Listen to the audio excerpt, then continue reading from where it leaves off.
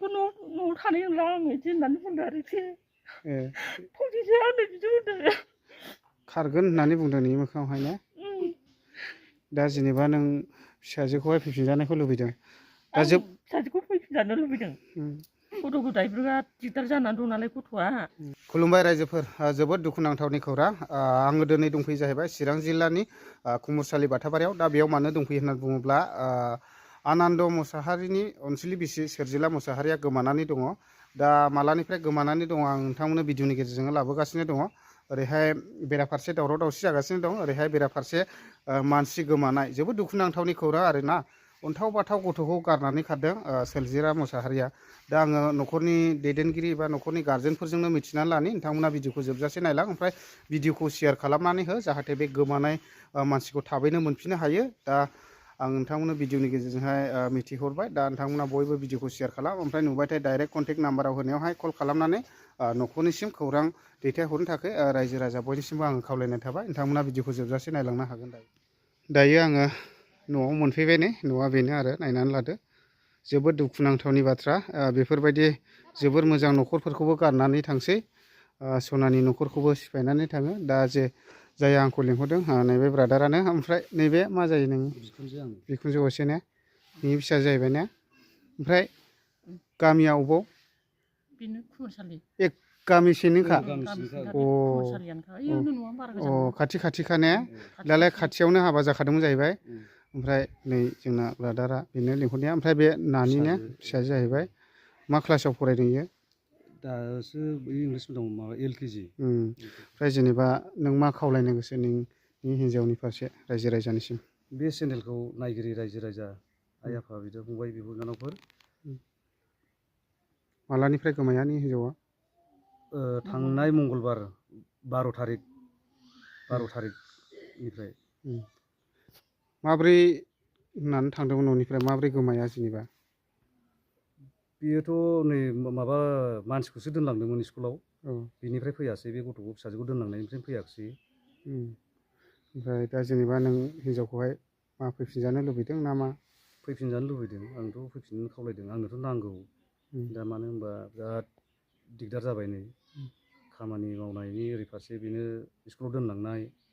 दा स्कुलाव थांनो मोनाखै आरो ओरै मोनायाव बिमा नागिरबाय थायो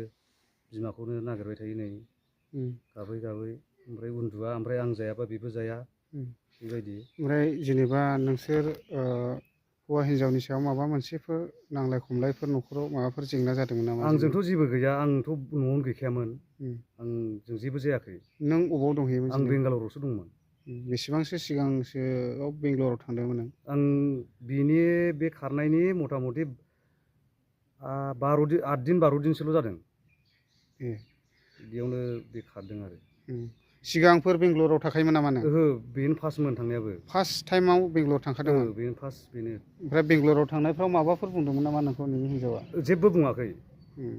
मोजाङै थां बेफोरबायदि बिदिसो माने गावबो ओरैबायदिसो होनलायदोंमोन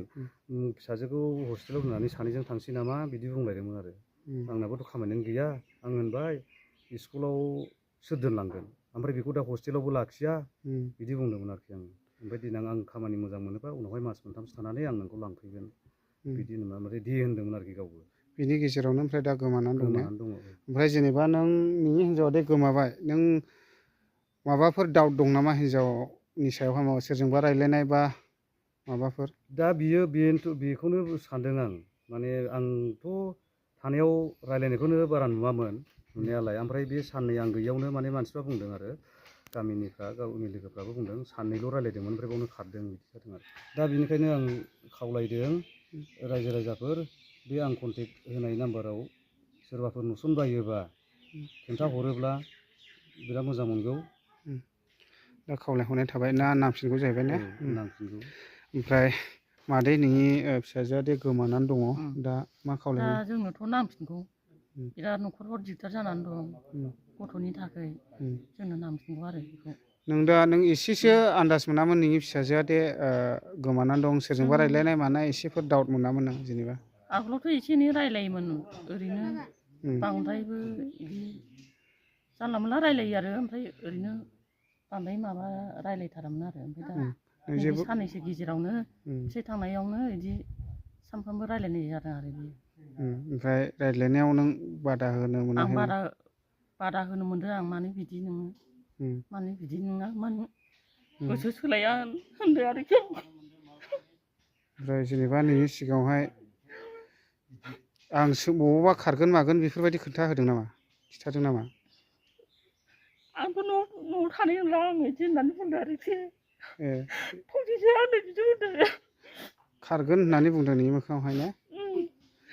दा जेनेबा नों फिसाजोखौहाय फैफिनजानायखौ लुबैदों दा आं फिसाजोखौ फैफिनजानो लुबैदों गथ' गथाय बिराद दिगदार जानानै दं नालाय गथ'आ आबैया जोंनिया आंनो नांफिनगौ आरो बे अन्थाव बाथाव नानिनि मोखांखौ नायनानैहाय अननानैहाय रायजो राजाफोर अबावबा नुसनबायदोंब्ला खिथाहर, मानो होनब्ला गाबगासिनो दं आरोना।